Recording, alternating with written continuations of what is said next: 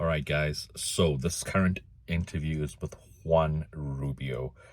He is a top 1% luxury realtor in Sin City, Las Vegas. Reason for this, just to give you a brief overview of that. That interview was done about 2 years ago, but we just managed to retrieve a lot of the files as I switched editors and producers and stuff. And so there's no ways we're gonna not post this because of the quality of the content, the information, the networking, the strategies, the sales techniques. Everything is in this video. Don't mind so much of the quality, but more of the value that's been given from the lessons that Juan is giving, and hence why he is the wolf of real estate. So please enjoy this episode and leave any comments and feedback in the comment section as well. Enjoy.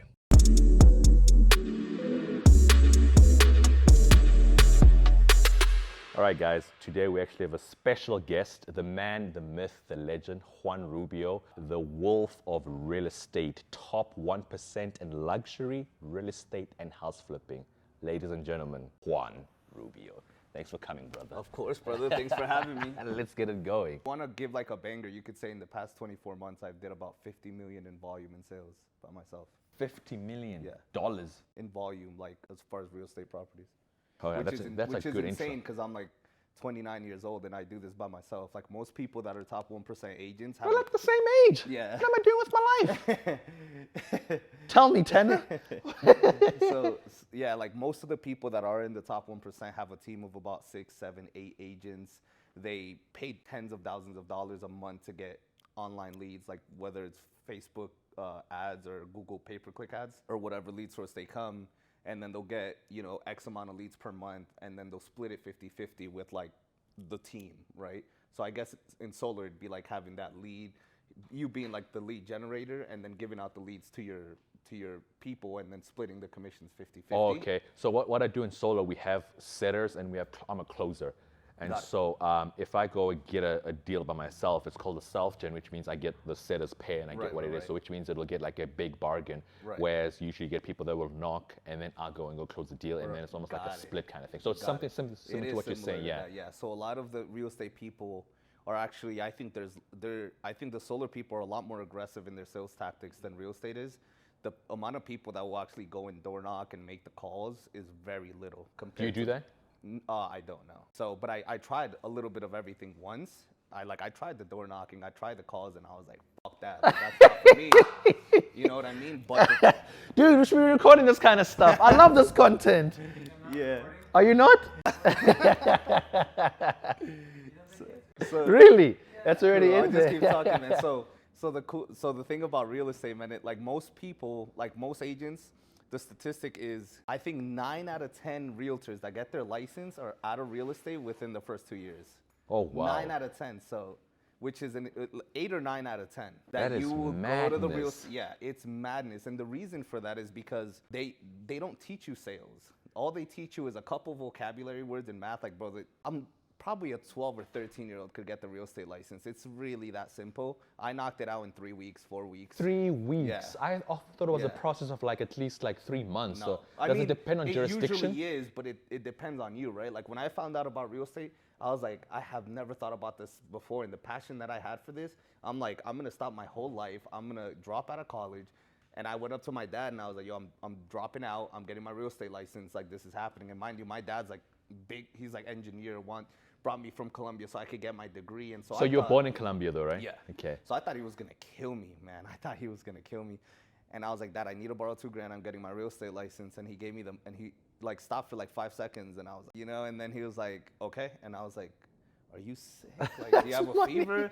Because you know how, immigrant dads are when they bring their child to America to get their degree. Right? Yeah, that's all they want. I'm an immigrant here for college as well, and I'm now a permanent resident. But our parents, the reason why they brought me here was for education. Exactly. And then you start opening your eyes wow, this is opportunity. Right. This is America. That's why I often say I don't feel sorry for somebody who is not making what they could be making, because the potential is out there for you to make limited. There is no 100%. ceiling for you to Yeah. actually reach that level as well. Facts. That's ridiculous. Facts. How long have you been here?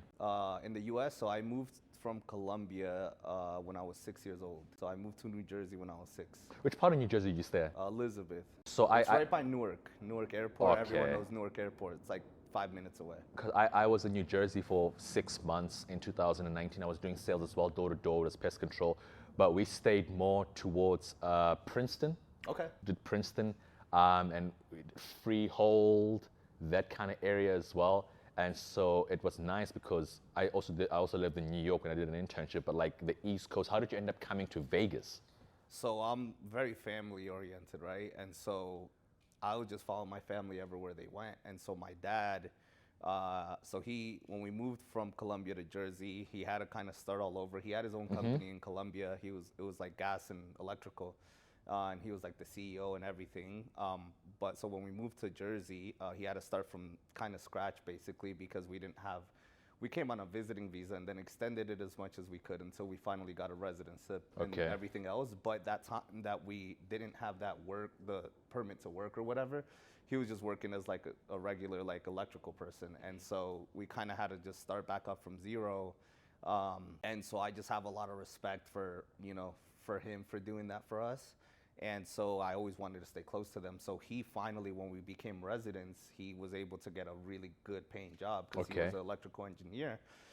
That's high in demand. So finally, when he was able to transfer that license or however it is that you did it, he now went from regular, almost kind of minimum wage or like starting pay for an electrician to now getting offered six-figure job. And so he got offered like I think it was like 110,000 to go and work in Virginia, kind of by Fairfax County, this city called Ashburn, Virginia.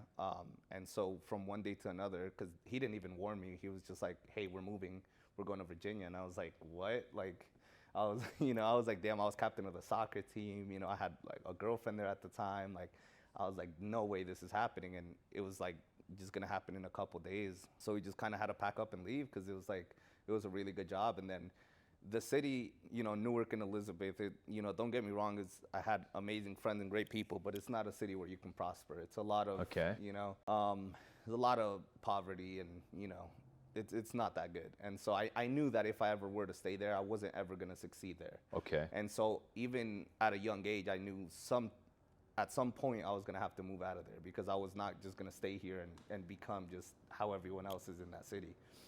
And so when I had that opportunity to go to Virginia, I was like, absolutely. I mean, I'm moving with my family. And the funny part is I went from, I would say probably one of the top 10 worst cities, for as far as like criminal activity and things like that go. Like Newark is pretty bad. I There's a heard lot of that. gang activity. Like it's bad. It's also very close to New York, right? Sorry? It's close to New York. It's the very- ferry, yeah, right? it's very close to It's New York, literally yeah. like a New York, Exactly. which is not like, Yeah. So I went from that to then going to Virginia. And what's funny is we moved to the richest county in the whole United States. In the whole United States, it was the richest county. It's called Loudoun County and Fairfax County. It was literally number 1 and number 2, which I thought it would have been like 90210, like Beverly Hills or something like that. No, man. The richest county in the United States is actually in Virginia. I never knew that. Yep. I would have never guessed that. And the reason for that is because it's so close to Washington, D.C., that everybody gets government jobs, and all government jobs pay extremely well. So the median household income in that whole city, everyone's making six figures. So they're at a minimum, like the average is like 100, and at that time it was like 115,000 per average. So every single house, everyone's making a minimum of 100 grand. And so when you put it like that compared to like other places that may have the secluded areas with multimillionaires, but it's not the whole city. Where here, it's like the whole city, everyone makes 100 grand minimum. And which year was that when you guys moved there? Let's see. So I graduated 2012. Okay. 2012. And so everything was looking pretty promising for us. I finished my senior year there. Everything was looking pretty promising. And then the recession hit. And so they literally fired everybody from that company except my dad. And so we thought he was going to be good. And then they And fired this time him. you're in Virginia, right? Yeah. Okay. And so like I did my senior year there, and then I went to George Mason University. I was going to do biology, molecular biology, because I didn't know what the hell I wanted to do, man. Yeah. I just knew like I get pretty decent grades. Like, my dad pushed me to, just do really well in school. And so I wasn't very like smart, but I was always trying to get good grades, whether I was like copying off people or paying people to do my homework. Like I was always making sure I was getting shit done. And I was always making sure like I was somehow bringing in good grades, even though I wasn't like the smartest one. Well, right? if you were to go back right now, you'll use ChatGPT, so that will do the work for you. Oh yeah, right. No, I used to Spark Notes everything. I used to because I'm like I don't know, man. I wasn't a big person on like school. Like I would be sitting there in class looking around and being like, damn, people really give a shit about these dinosaur bones. Like what? I'm like, you know what I mean? And it was weird because like I would really look around and these people were like dead ass paying attention to like the teachers on this stuff that I just do not care about. And in my mind, I'm just like, where am I going with my life? What am I doing with my future? And I'm wasting so many hours here just learning about nonsense that I'm never gonna use and apply in real life. And so like, luckily when I was like in Jersey, my dad separated me away from all that chaos and gang violence and all that bad stuff because he got me into a school that was a gifted and talented program for kids that were either like had good grades or had a talent in whether it was music or singing, band, or a sport, or, just really good at something. And to get into that school, you had to have a 3.0 GPA or above, which I don't even think I had. So I don't know how I got into the school. I think my dad had a good relationship with someone. Or Networking, something. baby. But yeah, so I got into that school and I almost failed out. Like fourth grade was when I started there and I almost failed out. I had like almost F's and everything. And my dad sat me down. He's like, dude, this is like a big opportunity. Like, I'm sorry, but I'm taking everything away from you. Like TV, I can't go out. I can't do anything. It was like full punishment. Like I couldn't do anything except study. And so like, what's funny is doing that for like one marking period, I went from getting straight F's to getting straight A's on everything. Wow. And the teachers were like, what? And my dad's like, see what you can do when you actually, study and, do that. And so that was. Did you do it willingly or you just. No, I didn't you were compelled to do it, right? Yeah, he was like, he literally took everything, TV, video games, everything, and just forced me to study like hours every day, So I had nothing to do but that, which I'm very thankful though, because it did show me like, damn, I literally got straight A's, like if I put the work in, And he would sit there and help me too. It wasn't like he just kind of left me on my own. He'd be like, hey, like, what do you have going on? Let me help you, would help me study. So he was born in extreme poverty and got his way out of Colombia and into like being an electrical engineer by studying and getting like the only scholarship that was available for him. So he had to get like the best of the best grades to get, I mean, he had one pair of jeans like his, pretty much his whole life until he was like, 15 or something. Like it was extreme poverty he was born in. And so I think he had that mentality like, this is what you can do if you study, because he got out of there. But it's funny because I was never into studying like that. I was more just, I was more free and more like entrepreneurial. I just didn't know what that was at the time, because it was never brought to my attention to be like an entrepreneur, things like that. Even though I always knew I was like, I want to do business. I just don't know what or how. So anyway, to go back to, where were we, Virginia? How did you come to Vegas? So okay. So I was going to George Mason University. The recession happened. My dad lost his job, and he went into like a depression because he was like, he lost his job. He didn't know what to do. He was applying for jobs everywhere, and nobody was hiring, like the 2008 recession. And so he just kept applying for jobs all over the U.S. And so he landed one in Vegas. And which year was this? Let's see, so I graduated 2012, 13, 14. Must have been like maybe 2013 or 14 maybe-ish. Or let me see, hold on. Or no, maybe even sooner. Maybe 2012, 2013, yeah. Because he lost his job, let's say, like the recession happened in 07, 08, so 09, 010. Yeah, probably around like 2013, I want to say, is when he finally got a job again. Because he did have the job for a while, so he didn't have a job for about a year, I want to say. And then so he got hired here in Vegas, and he kind of knows how I am. I love to network. I did party a lot when I was younger. Like I was always that guy, like trying to throw parties at, at someone's house or like my own house. So networking has always been something you were good at, like always, getting to speak to people, getting to know people, getting to understand people, what they like, and so forth.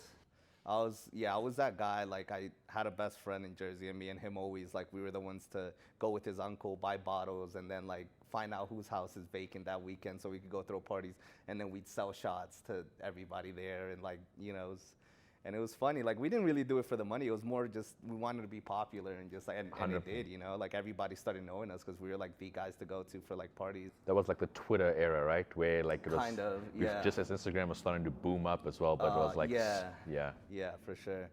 So Was that how you guys promoted like those parties and stuff? You'd always like just go on it social was a lot media? of word of mouth and social media. Okay. Facebook at that time. Facebook, already. Yeah, yes, I Facebook forgot. was Because it was already- becoming more mobile. Because I think 2008 or 9, Facebook was still computer based, but it wasn't like MySpace was just straight computer. So Right. Facebook's like, hang on, let's Yeah. rather head towards a smartphone, and Right. people started like doing everything there, selfie phones and so forth For as sure. well.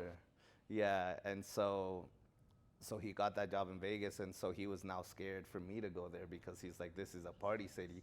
So he was like, I don't want you to come. Like, finish your degree at George Mason or go back to Jersey and live with your grandma. And I'm like, what? I'm like, nah, I can't do that. Like, so I was at a crossroads there. I'm like, I could either go to Vegas, stay in Virginia, or go back to Jersey. And it was probably like the biggest decision that I've made in my life. And so I was like, I can't go back to Jersey as much as I wanted to. And as popular as I was there and as comfortable as life would have been there, because I already knew everybody and everything there. I just knew I wasn't going to succeed if I went there. The people that I surrounded myself with, like, I just wasn't, they weren't at the level that I wanted to be at. 100%. I always knew somehow I was going to succeed. Like, when stuff happens to me, like even this big $2 million property I just sold last week, like it doesn't really faze me because I'm like, I knew this was going to happen. It's just a matter of time of when, Or like when I got my G-Wagon, like I'm like, cool, but I already knew it was gonna happen. Like my next car is a Ferrari 458. I'm like, when I get it, I'm not jumping up, bro. I'm like, it's about time I got it. Because in my mind, I'm already there. It's just, I just need to find that path to get there. And it might take me a couple months or a couple years, but I will get there. You know what I mean? And I think that's probably the biggest attribute to my success is just that I'm already there in my head. Like I could close my eyes and see my future so clearly. Absolutely love that. I want to actually bring that. I wanted to ask a question regarding that. I feel like mentality is just so important. It's everything. Because It's if so you much. start painting a picture in your head, and then you just like push towards it, you eventually end up like achieving it. But what I want to go into is that, is it something that people are born with, or can you develop that? Because I mean, some people just want it, but they just talk. You know what I'm saying? They just talk. They hardly get anywhere. So I think it's almost like a skill anybody could learn, but some people are born with more of it and other people are born with less of it. And I think it has a lot to do with your nurture and nature on like, how your parents raised you. Like, did they give you that confidence as a kid, or like where you were born, So a lot of factors go into it, but I think it is something that you can practice. So for example, when I was a brand new agent, at 20, I've been in the business 10 years, which is when people ask me like how long I've been in the business, and I say 10 years, they're like, you're how old, 28, 20? I just turned 29. They're like 27, 28. I'm like, yeah, I'm 28, about to turn 29. They're like, you've been in the business 10 years? I'm like, I have, right? And so, it's like, No worries. and so for me, when I'm, 19 years old getting my real estate license, like I can go in my mind and tell myself, who the hell's gonna trust me as a 19-year-old when I haven't even bought a house to buy a house, right? Who's gonna trust me? I can say I'm too young for this. I can say I'm gonna fail. Like, the median age of a real estate agent, I think even right now is like something ridiculous, like 50 or 55 years old. So it's like for me to go into this industry that's predominantly like not Hispanic And not, outperform as well. And so I could put all these negative thoughts in my mind, or I can just say, I'm gonna kill it, bro. I don't care what's going on. This is my market. I'm gonna own this shit, and I'm gonna become the best agent that I can, period. No doubt in my mind, right?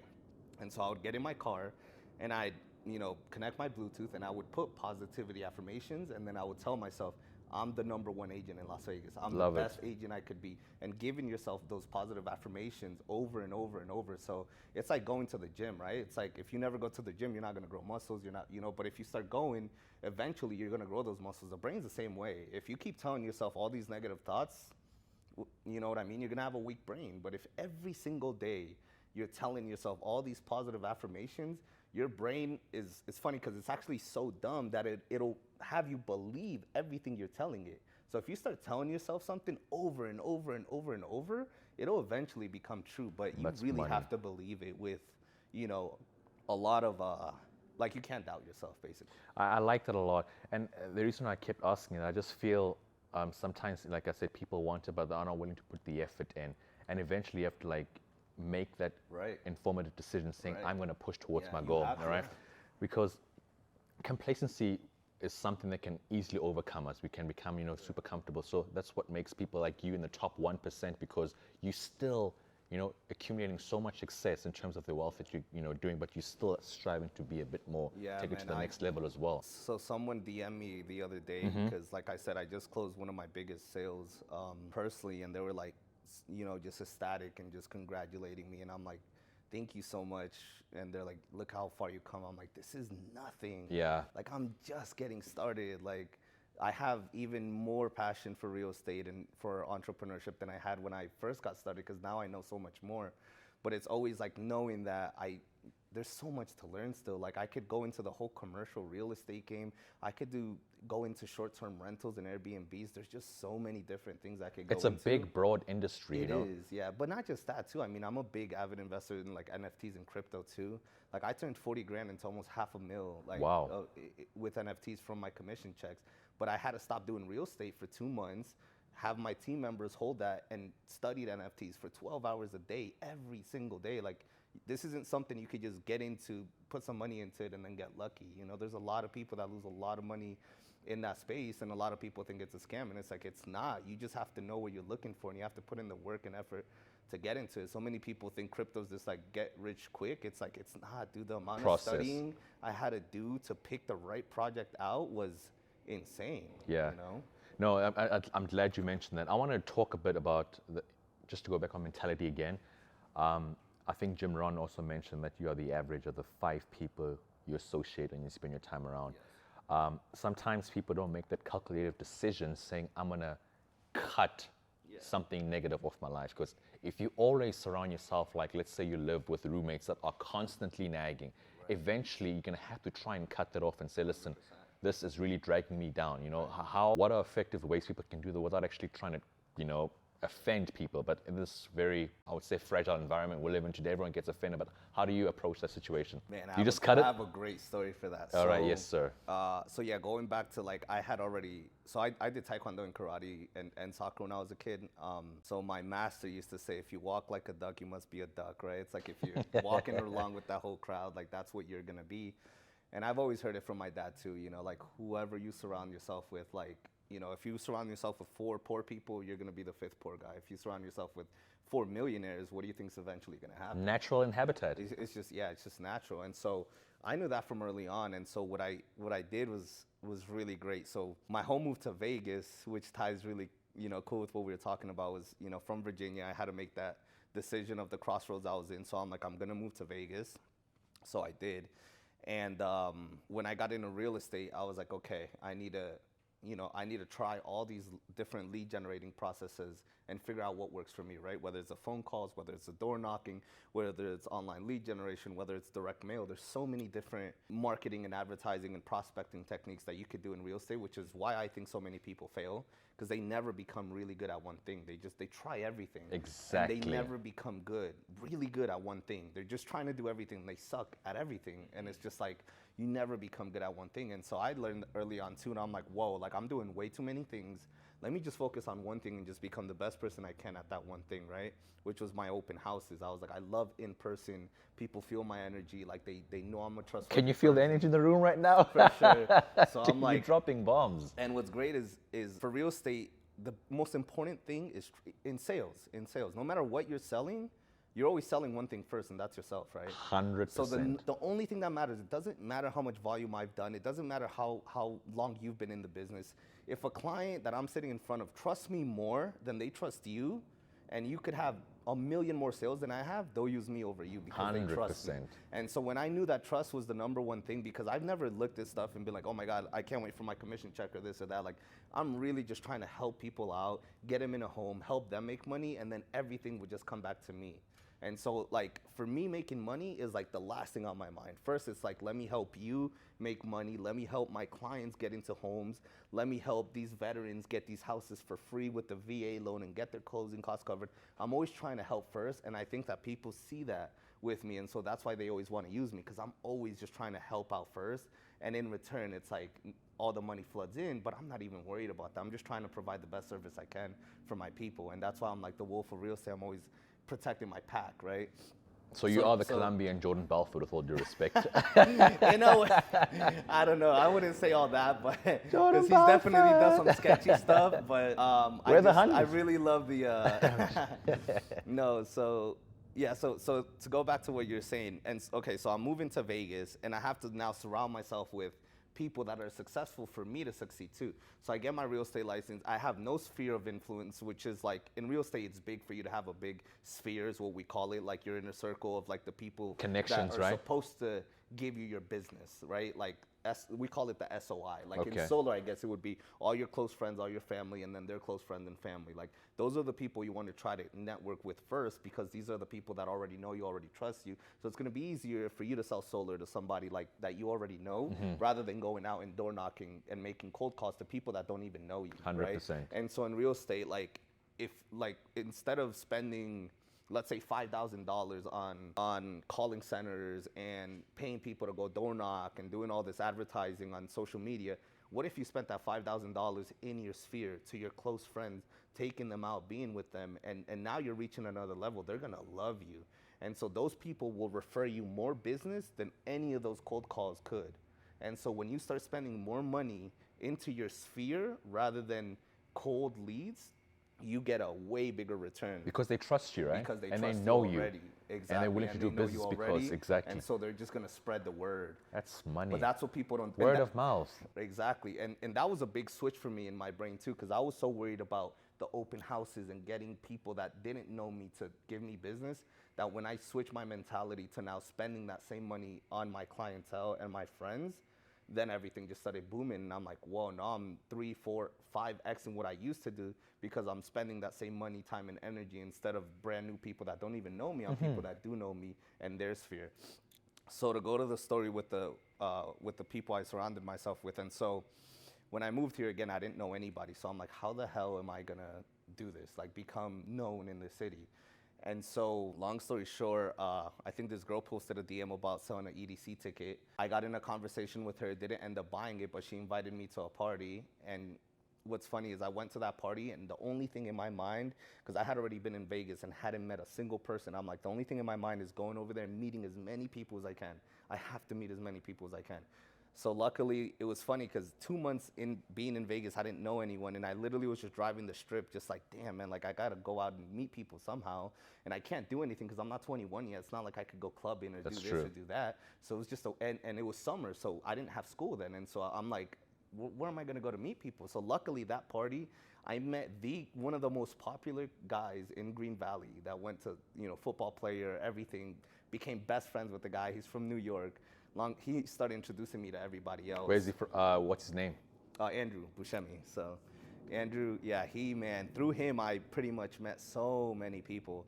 And, there was some parties he couldn't take me to because I was new and it was exclusive. But every party that he could take me to, he would. And we started hitting the gym together every day. And we just became best friends. And it was that was your point of contact. That was the first person that was like your main guy in Vegas. At the end of that party, I already had so many phone numbers on my phone, because they shut down that party, and Andrew came up to me and was like, hey man, where are we going next? And I was like, dude, I have like 4 or 5 addresses. He's like, you just moved here. He's like, how do you have more addresses than I have? That's He's like, money. and I'm like, dude, I just been connecting with everybody, and everybody already sent me the addresses of the next parties. And so that kind of goes to show you how I am. Like, I could get in a room and I'm like, I have a vision of what I'm going there for, and I'm gonna get it done. And so we had those 4 addresses, and he's like, dude, come in my car, let's go. And we just started party hopping and just going around. And so through him, I met a lot of people. Through a conversation with him on the phone is actually how I got into real estate. And then when I got, my license, it was that point of like, okay, how do I meet all these people? And so finally, I did open houses for a while. I closed maybe a couple deals my first year, my second year. When I finally turned 21, I was able to go out clubbing. And I remember the first time I went out to Omnia, there was these, all the tables and bottle service. And I'm like, how the hell do these people have the money to spend thousands on a bottle? that is crazy to me at the time, you know? And then Andrew started working at Hard Rock at Rehab. If you guys remember Rehab, it was a beach club at the Hard Rock Hotel, and he became a host there. And then he started telling me like, dude, we actually do something called comps. We actually give the tables out and the bottles for free. All you got to do is just tip the cocktail waitress, but you have to be a local and you have to bring a good ratio. And I'm like, say less. You're gonna give me a cabana worth $2,000 to $3,000 for free. All I have to do is bring a good amount of girls and then just tip $100. I'm like, say less. And so I would go to the casinos early, pick up girls, nothing crazy. I'd just be like, hey girls, I got a table. You guys are more than welcome to join me. You don't have to buy tickets, wait online, nothing. I got a cabana, all your drinks are paid for, all on me. Who's gonna say no to that?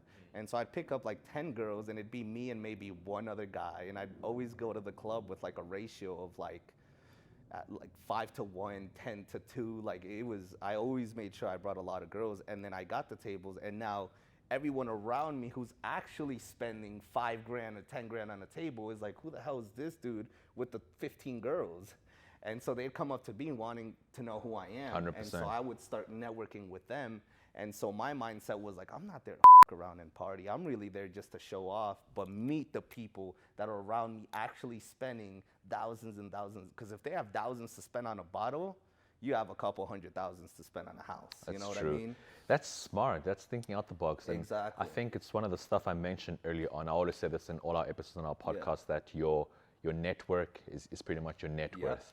And I think I gave an analogy, an example earlier on. It's not just with anything, because right now I'm even selling myself to you and vice versa. Like when you try to go for a spouse, you're selling yourself. When you try to get an interview, you're directly selling yourself. But what people are afraid to do is getting out that comfort zone. You know, I personally had to leave South Africa to come all the way here, take that, you know, risk and initiative as well. But that was the first big win, and from then the trajectory keeps, you know, continues going. So in your situation, you left Virginia and you came to Vegas, and you're like, listen, yeah, I can't. I need to get out the comfort zone. And so when you're in real estate right now, and those techniques you spoke about in terms of networking, who are some of the big prominent figures that you've probably sold homes to that you...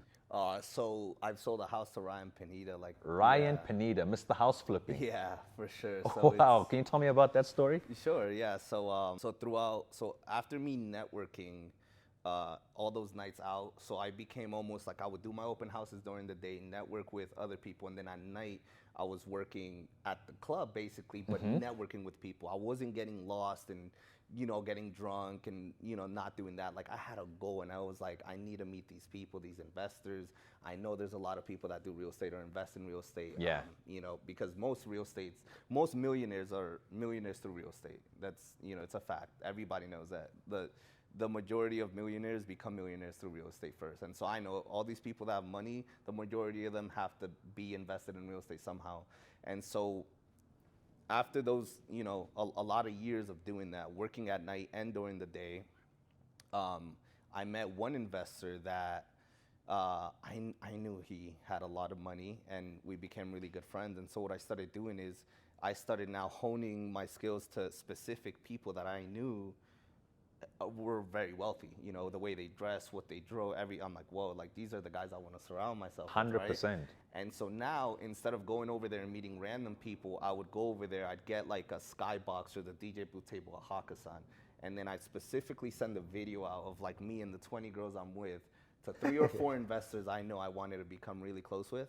And so I would send them the video, and I'm like, please help me. It's just me, dude. I can't entertain all these girls. And so they would all come in a matter of 30 minutes, show up, and they'd be like, hey man, how much you want me to throw down? And I was like, don't worry about it, it's on me. That is so right? smart. And so I'm paying for everything. I'm providing them all the girls. What guy's gonna say no if you're single? They're showing up to a table with 20 girls, beautiful too. You know what I mean? And everything's paid for. And they're like, stop, dude, let me pay. No, I got it, don't worry about it. Because my guys, my hosts, they started knowing like I'm bringing in very high quality girls. And this also looks good for them. The reason they do comps is because their spenders are now looking at me and going, whoa, like that guy just ordered another bottle. We need to get another bottle too. And so when other spenders start seeing the amount of girls at my tables and people are just bringing bottles, now they want to compete too, and they want their girls to look at their table, so they start spending. And so I'm helping the club out too by bringing the quality of women, I'm bringing, posting them, and then getting everybody to look over here and being like, wow, look at all the bottles this guy's getting. But the problem is, I'm getting these bottles for free. And this table is supposed to be $15,000. So you know what I'm saying? That's money. Yeah, and so the friends that started hanging out with me, I mean, they're used to going out and spending 5, 6, 7 grand a night. I'm inviting them out for free. Are you kidding me? And so these guys became my best friends, you know. And sure enough, man, I did this for years, right? On year 6 of doing this, finally I get the call, right? This guy calls me up and he's like, hey, Juan, why don't you come over to the house? I have something I want to talk to you about. Never been to his house. We were always just party friends, but I've built that relationship for so many years. Long story short, he gives me a portfolio of about 30 houses to sell.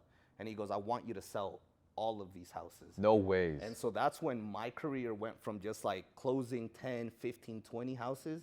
Now he's like, but he interviewed me. This was not easy. He was asking me questions about appraisals, this, that. But at that point, I was already so locked in because I love real estate so much. Like I was so locked in, like it was the time and place to be at, answered all his questions. And he was like, okay, I'm going to give you the whole portfolio. And did you meet this at a club? Was it one of the guys you connected with from the club? That was the guy that I would, that I called invited, that I called up when I had those money. And so he gave me a portfolio of 30 houses. I remember I picked them up one day and he had a huge Ziploc bag of just keys. It must have been more than, oh my God, it was probably 100 keys in there of houses that he had bought at the auction. Which area was it? Was it all in Henderson in Nevada? All Vegas and all over Vegas and Henderson, yeah. And so I got the whole portfolio, man. That is and money. That switched my career from now being, you know, a good agent to being one of the best agents. Because mind you, I'm still doing a ton of business aside from all those houses that he's giving me. So now it's year 5 or year 6, and now I'm getting dumped this massive portfolio of homes that are all remodeled and beautiful because he bought them at the auction, flipped them, made them look gorgeous, the best houses on the market in the areas they were in, and then gave me the portfolio to sell. And now I get to market these homes, put my sign up there and say, yeah, these are all mine. Unbelievable. That's such smart marketing. That's working smart, not working hard as well. That's amazing. And then how was the connection with Ryan Pineda? Where does that come in? So that's how I learned through him how to flip houses, and I switched my mindset from being a regular agent who just does, you know, first-time home buyers and consultations with, you know, sellers and just doing the traditional real estate, let's call it, to being one of the best investor-friendly realtors. Because now I want to say 70% of my business is investor-based, whether it's flipping houses, looking for deals, looking for opportunities to get houses very cheap, renovate them, and flip them.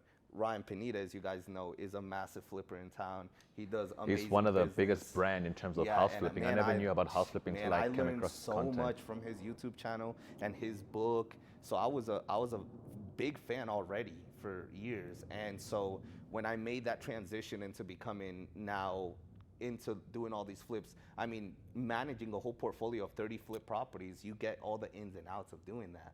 And so through that, and it was something I had already been doing even since day one, I would look for deals on the MLS. The MLS is our multiple listing service system where every house on the market goes on, no matter what brokerage you're with, every house on the system is there. And so even the first day I got my MLS, I was hunting for deals because it was just something in me. I'm like, what's the cheapest house that I can get in this neighborhood? It was just something that it just always called to me. And it's funny because I would follow and reverse engineer deals. Every time I seen a remodeled property, I'd look at the history, who bought it, how they bought it, how much they bought it, what I think they spent in the property, what locations they're buying it, what kind of finishes they're doing it. And I would study this for hours. And I know I'm not getting paid for doing this, but I'd spend 10, 12 hours a day just reverse engineering beautiful remodeled properties, seeing what other investors got it for, and then just taking down my notes, mental note, everything. And so I did that for days on end and years. And then I told myself one day I will have an investor that will buy these houses, right? So because my first 3 or 4 years of my career, I had so many deals that I saw, but I didn't have the money myself to buy 100%. it or the investors to buy it for. And so I would just look at deals and I'd see other people buy them and then other people renovate them and other people make the money. And I would tell myself, damn, man, one day I'm going to have those investors in my back pocket. When I do find these deals, they're going to get them and they're going to make the money and I'm going to make the commission. And so that moment started with that portfolio that I got. Once I cleared that portfolio, I started making a lot more money. My business started booming. I started looking more into the real estate investment side of things. And so now I was looking for deals, but people were starting to know who I am, Exactly. know my name. And so through, me doing that for years, I started making a massive group of like, I don't know, I say I probably have 50 investors that are all multimillionaires that anytime I find a deal, I just make a call and I'm like, hey, look at this deal. You want it? Yes, done. Let's lock it up. And now I get the commission for being the buyer agent on it. Sometimes I'll wholesale the deal to them. And then I also get the listing when it's done, right? So like you said, work smarter, not harder. So That is sometimes amazing, I'm getting bro. paid 3 or 4 times on a deal because I'm wholesaling it, representing the buyer. I'm sometimes giving them my crew to fix the house up, and then I'm selling the house for them as well. And then through marketing the house, I probably get another 1 or 2 buyers interested in the house that don't end up buying the house that I could switch to other homes. So I'm getting paid 4 or 5 times per deal sometimes, per house or listing that I get. Oh, dude, there's dropping bombs, there's dropping nuclear. Yeah. That is money. And That's so, amazing. Yeah. And now, and it gets even better when I have the money now, because now I get to handpick the best deals and keep them for myself, right? And so that's how I'm at now. It's like now I have the money to where I can handpick the deals where I'm like, if it's a really good deal, I'll buy it myself. And then if I run out of money to buy a deal myself, now I'll call my top 3 investors. If they don't want it, I'll call my other 10. And then you just keep flipping it over. And so one of the deals that I end up getting, going into the Ryan story. Exactly. And this will also go into the persistence of how you have to be as an agent. So I seen, on the hunt, before I wake up, open my eyes, and I downstairs to my computer, get on the MLS system and see what, we have a hot sheet, the new listings, everything that just went back on the market, right? So for me, anytime a listing is new, obviously, like, I want to know about it. And then anytime something fell out of contract, I want to know about it, because those people are motivated. They thought they were about to sell and the deal got canceled. And they're like, oh, we just finished packing. We're moving on, right? And so that hot sheet is super important in real estate. And I feel like a lot of agents don't even spend more than 5 minutes looking at the hot sheet, right? They only go on the MLS system when they want to, like, when they have a client that wants a specific property and they go and email it to them. But they don't study this the way I study it, right? Like, this system is like my Bible. I'm there sometimes 12 hours a day, just sitting in front of the computer, studying every house that's on the market, Exactly. everything that's going on. And so one day I wake up, run downstairs, and I see this house. Shaquille O'Neal had just bought a house, like, a couple houses down, and I'm like, and it's In sold for Vegas $2 here? million. Yeah, yeah. And that house. Was it a normal home, or was he gonna like do a business there or it's a something? big mansion. Big mansion. Yeah, it was his primary. In Henderson or in Vegas? It's right on the cusp of Henderson and Okay. Vegas. So anyway, that was a good flip too, actually. Which there's another story about that, but they got it for $900,000.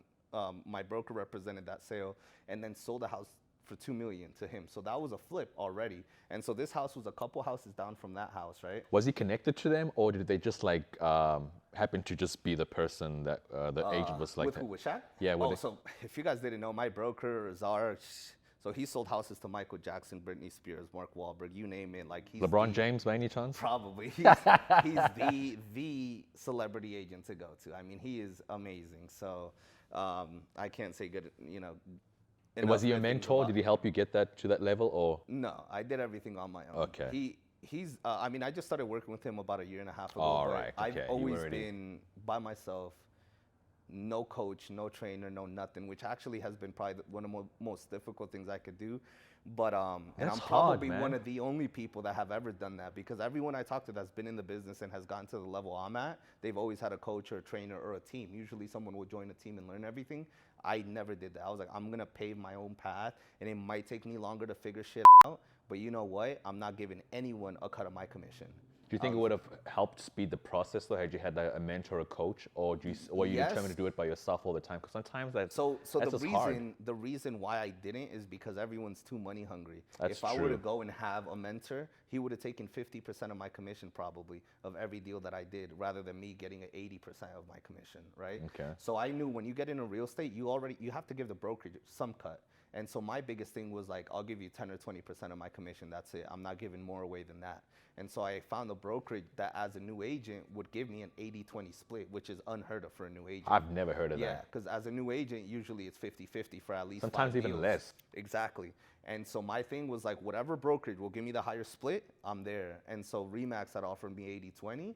And so that was me. And I'm like, wait, I'm giving you guys 20%. The broker better help me any questions I have, because I'm already giving you 20%. I'm not going to then go and join a team, pay him 50% of my split, and then go and pay Remax 20% of my split. And I'm left with what? You know what I mean? That makes perfect sense. And that's why everybody quits real estate too, because they start, some of them actually do good, but then they got to give 50% to this person, 20% to that person, 30% for taxes. And what are you left with?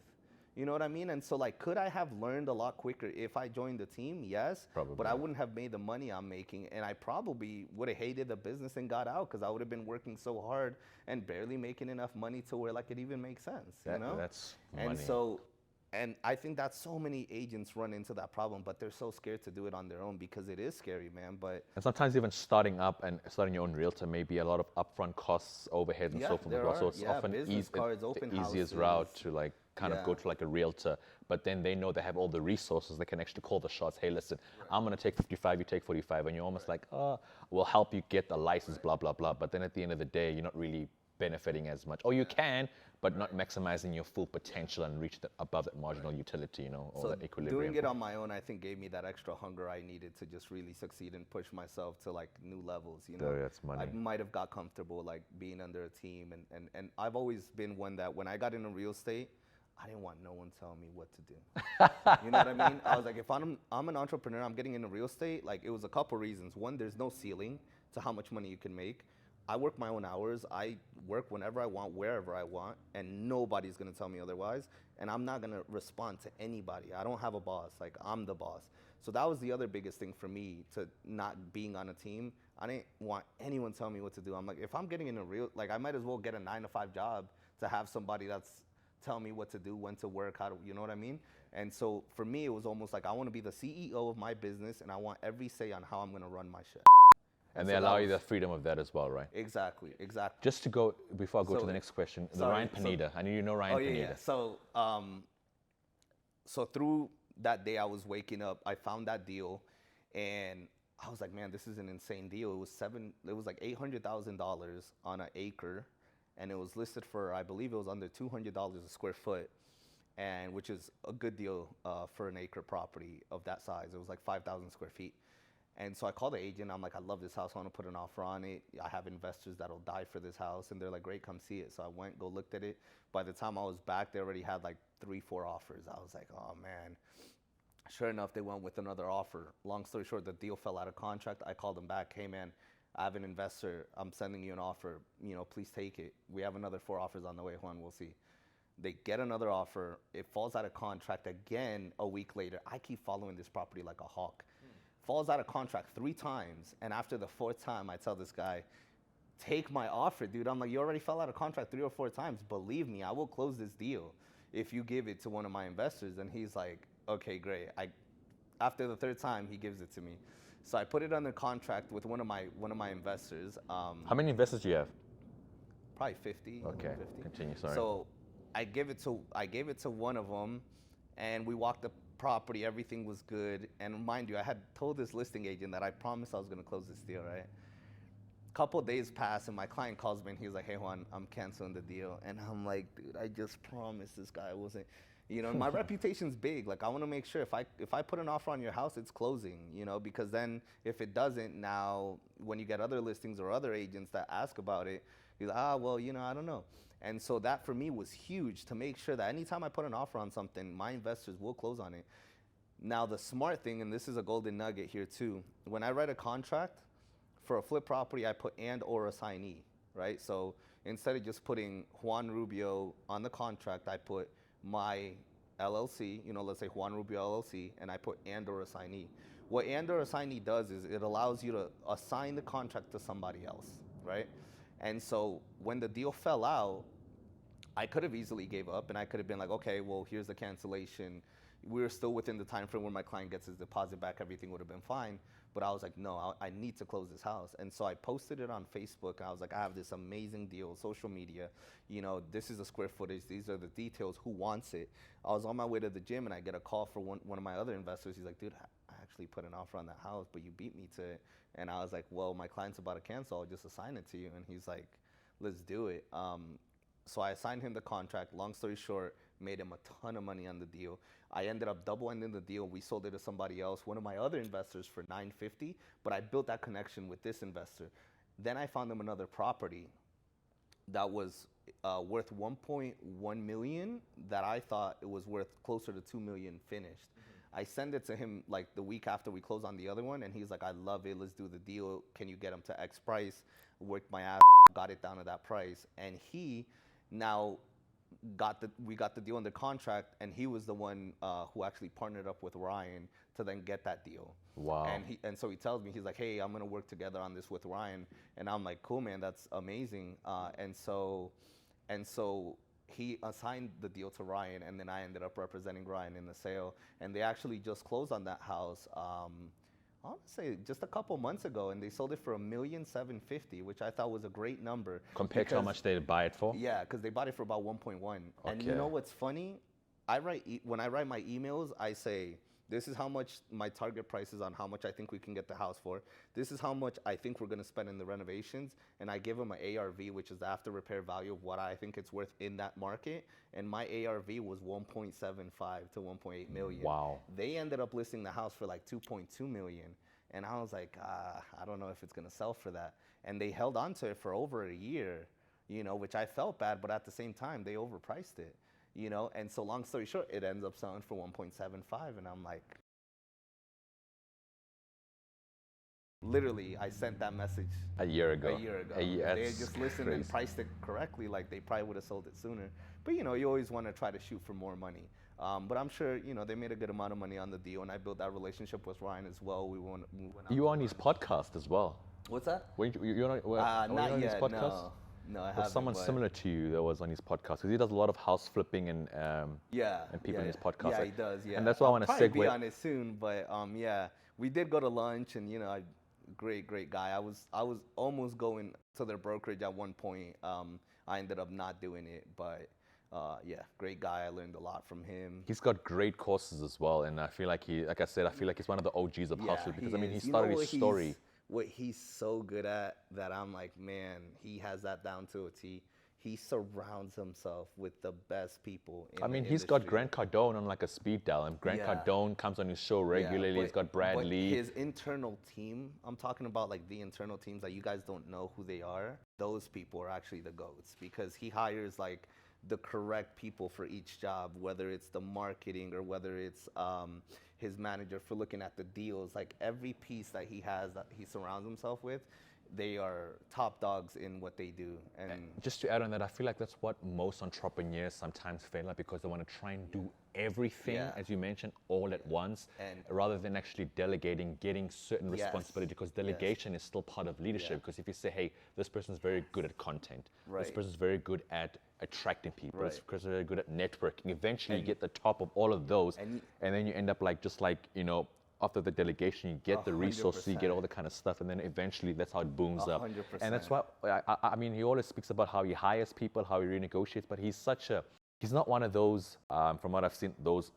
out there leaders. One of those who's willing to actually learn and grow in the process as well. And I think that's very important in leadership more than anything. yeah, and I think what you brought up about hiring, I think that's the biggest key factor to why so many people fail in doing so, including myself. Like even to this point, it's just me. You know, and I've tried to hire people, but that's not one of the skill sets I'm amazing at. That's something I have to improve on to get to that level that Ryan's at, right? Like if I learn those skill sets which I have to do, I know it's something, like I have my, you know, certain things I have to do to get to that next level. And that's one of my top things, is figuring out how to hire the right people, because man, I'm just so trustworthy that someone comes in and tells you something nice that you want to hear, and you see a cool face and you're just like, this seems like the cool person for the job, and you just hire them. Dude, I hired 10 people at one time at one point, and in 2 months I fired all of them because I couldn't deal with it. Like I couldn't like. What, are they didn't- complacent or Yes, they just? that was the biggest thing. None of them had the hunger that I had to do what I do. Like they would You just work cut it very off. part-time. I and love I'm it. like, the amount of time that I'm spending on these people training and coaching and doing all this It's that money, I could it's be resources, spending on yeah. myself. Because now I'm like, okay, well, this is the amount of money I make, right? So like, let's just say I think I'm worth at least over $100 an hour easy, right? So I'm like, every hour that I'm spending, not on myself and my business and teaching somebody else, that's $100 per hour out of my pocket, let's say, right? And so the amount of money I was spending on my whole team that I had hired was like just, but they were also all kind of new. So I mean, I messed up in that sense where I didn't want to hire, people I was like trying to do it all at once. I was like, let me try to just hire all these 10 people all at once and coach them all at once so I could maximize my time. And it was just like a train wreck. And so, to going back to that, yeah, like Ryan definitely, one of his highest skill sets is knowing how to hire the right people to delegate all those things. Because right now I'm a one-man team, which, is very impressive, but I can also grow so much more. And like how, said earlier, I'm like, doing almost 50 million in volume by myself is insane. That is just me. Like imagine if I had a team of, people that actually knew what they were doing and good at their jobs, and I was able to delegate all those things that I do, I'd probably, 10x my business. And so that's the next step for me, is figuring out that process. But it's getting hard, trusting people and learning all those skill sets, because you do need to have a very, very good skill set to hire those right people. So. Awesome. I want to kind of get also and talk a bit more personally about you. You must be married and you have a kid, or? No. Okay, you have a lady? I have a girlfriend, yeah. We've been dating for a little over 2 years now. You have no children whatsoever? No. The reason why I often ask that, I often get sometimes people have got a heavy influence, like your dad had a big influence on you. Because the way you talk about him, like I could just see your aura. It's almost like, all right, this man I look up to, I don't want to disappoint. Right. Because I mean, I'm 30 years old as well, but if my dad is disappointed, I kind of still have that thing, because I'm like, he's such a big role model for me. I hope I can make him proud. Same. Like, and are you guys planning to have kids at a later stage, or? Oh, for sure, yeah. Is she like your why? How What's long you guys been dating? Almost like 2 years or so. But man, she really is like probably the only girlfriend I've dated that I can see a future with. And I go from long-term relationship to like long-term relationship. I'm like, when I'm single, I'm crazy and I'm wilding out. But when I'm in a relationship, you are the wolf of Wall Street, wolf of real estate. But when I am committed to my relationships, I'm 100% committed. I don't go out without her. Like I don't, which sucks, because a lot of my business comes from networking. But I made that promise to myself: if I have a girlfriend, I'm not going out without you to a club, because I know what can happen. Like I trust myself. I just don't trust these Vegas women. You know what I mean? So. I don't. Why would I put myself in those situations? And people can disagree, but it's like, I mean, when you're someone like me, especially, I'm like, dude, like, this guy has a G-Wagon, has all this money. I'm like, bro, I know how girls look at me. Like, it's not, so why would I put myself in that situation? Yeah. And so, I'm very loyal. I'm very trustworthy in that sense when I am in a relationship. So I try to get her to come out with me every time we go. Like Sunday, we went out to support one of my friend's Latin nights that he did at Resort World, which I thought was huge, and I brought her with, and I try to bring her to all the events that I can. I think so. She actually, what I learned being together with her was that, well, my other exes, I mean, a lot of them never like really cooked or cleaned, and, kind of half-ass worked. And, I'm like, she actually cooks for me, cleans, like takes care of the household. Oh, so you're the wolf of Andrew Tate. I'm just so that's funny. So she actually makes life so much easier for me, because now I'm working 12 hours a day and I get home to a home cooked meal. Whereas like before, it wasn't in that way. It was just like kind of like, oh yeah, we're dating, we're cool, we're in a relationship, but you're not really providing anything for me, in that sense. And so, for her, I'm like, well, I had never been in a point where I was in a relationship and I'm like, hey, I'm gonna pay all your bills. But now I'm in that point where I could do that, but now I see the correlation between like, hey, you're gonna take care of the whole household, I got you with the bills, I love that. Yeah, and it's funny because this is the first time I've ever done that. Like I used to be like, oh, we're going 50-50 on everything. Like, but you're paying rent too, like you're helping me out, like, but when now I have that, I was like, I told her my expectations from day one. I was like, hey, listen, this is where I'm going. I have big plans. I can't have a girl that just doesn't provide those things for me, because that takes a lot of time, like doing laundry, cooking, cleaning, like that takes a lot of time, you know, And all it's those just different things. it's responsibility, because I mean I spoke to, and I've been married for close to 2 years. When we first started off, before I did solar, I couldn't fully support, but she knew the structure of the first 6 months, and then we started like booming, and solar money was coming in, and like it's at the point where we understand there's responsibilities. Like I'm going to be able to bring in the money at home, and she knows very well. I don't go to Costco. I don't ever carry the cart. I don't go. Same. I don't know. I get stressed when I'm in the grocery store. I'm like, what the heck? She has to FaceTime me and actually say, go to that thing, get that item, because I get so stressed out. But like when I get home, like, and I feel like that's a family unit. That's a structure. You know what I'm saying? When you get home, everybody knows the responsibilities. I am bringing the funding in, and like she knows the laundry, supposed to be done. She knows like the house supposed to be, and at times we can switch things when I can assist as well. But we all have our different roles. Because I'm going out there, I'm grinding. And what I'm I was gonna say as well, too is it's not just that. Like I would totally be fine with the opposite. Like if I had a woman who was an entrepreneur and about her businesses was bringing in money, by all means, you don't have to cook or clean or do anything. I got it. Like we'll hire a maid, we'll get this, we'll get that. But then you gotta also put in some money for those things too. So I'm not saying like the woman I'm with has to cook and clean and do all those things like a traditional family, but you have to do one or the other. You either have to put in money or you got to put in the value in some way. Because you have to be like in tune and kind of like level up so as like well. say if I had a woman that was very entrepreneurial, making all that money, I wouldn't expect her to do 50-50, but yeah, I mean, definitely help out with certain things and certain bills if you're not going to do anything around the house. So I expect one or the other. You either have to put in some money or put in some value, because or else, you know, what's going on here? It has to be, you know, kind of equal, and I think that's what helps a relationship. Bro, you're so authentic and genuine. Like it's just like it's a conversation. I forgot that we're actually even recording this thing. You know what I'm saying? Me too. Just to actually conclude as well. You are the top 1%. In other words, you are literally, you know, in luxury real estate. You're in house flipping. You're in, you know, you're a realtor as well.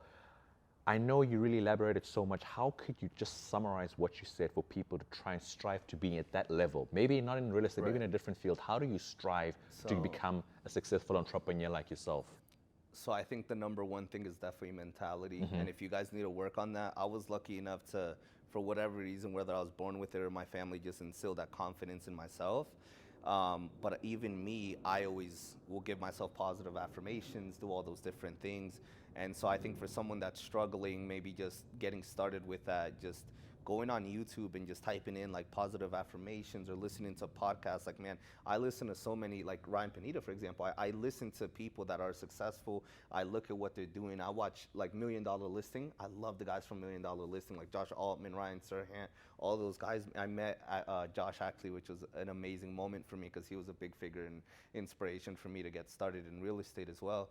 And so just looking for people that are at the level that you want to be at and listening to their, you know, social media content, being surrounded yourself with that mentality is the biggest thing. Give yourself those positive affirmations, just like you would go and put hours in at your work or at the gym. Set aside 30 minutes a day to work on your mind and read a couple books that interest you. Listening to podcasts just like this, you know, Bigger Pockets, things like that, whether it's real estate. And I think that's the biggest number one thing for me is mentality. Once you got that on lock, the second one, and probably this is the most important thing that I would say conquers everything, is consistency, right? You can go to the gym one time and work out all day, and you're not going to see the same results that you would if you just go 2 or 3 hours a day every single day for I like the past that analogy. couple weeks, you know what I mean? And what's funny is, just like the gym, you won't see results for a while. I can work out for a straight month and maybe get a little bit of results, but if I just go consistently 1 hour a day every day for the next year or two, you're going to see massive results. And so with real estate or whatever it is that you're doing, consistency is the number one thing. If you can't just half-ass it. And a perfect example is the open houses. Like someone who isn't in real estate, for example, right? What do you know about how many days does the average realtor do open houses a week, let's say? When do you normally see open houses? Not a lot. Just maybe on Fridays and Saturdays, yeah, right? you see it like weekends. You see it on the weekend, right? I'll say Saturday and Sundays. Saturday and Sunday. Sunday's a big one. Do you know when I do open houses? When? Monday, Tuesday, Wednesday, Thursday, Friday, Saturday, Sunday. Monday, Tuesday, Wednesday, Thursday, Friday, Saturday, Sunday. I would do 10 open houses in a row, nonstop. And usually agents will do them, 11 o'clock to 2 o'clock? I'm there from 9 a.m. to 6 in the afternoon, every single day after day after day after day after day. Who does that? It's just No a one. different No breed, one does huh? that. You know what I mean? But it's like, you can either do one open house on a Saturday, or you could do 7 in a row nonstop until you close a deal. And that was my mindset when I was a new agent. I'm like, if I'm not making the calls and I'm not door knocking and this is gonna be my thing, the open houses, why am I gonna half-ass it? And what am I gonna do the rest of the week? I'm like, no, I'm never gonna be in the office, and my office is gonna be open houses, and I will sit there every single day because I have nothing better. What else am I gonna do? I'm like, I'm sitting there with an open house sign, and people that walk in are actively showing me that they're interested in some way to buy a house. So I'm like, why would I do anything else? And so every single day I would be there. And I promise, I know maybe one other agent I've ever met, or two, my whole 10 years that I've been doing this, that when they do open houses, they'll do them every single day. And you have no idea how many people I've met on a Monday or a random Wednesday or a Tuesday. Because Vegas is also a very transit city. Some people, like casino owners and people that work in that industry, they're off Mondays and Tuesdays, right? People usually work weekends in Vegas, and we have so much tourism too. People are just stopping by.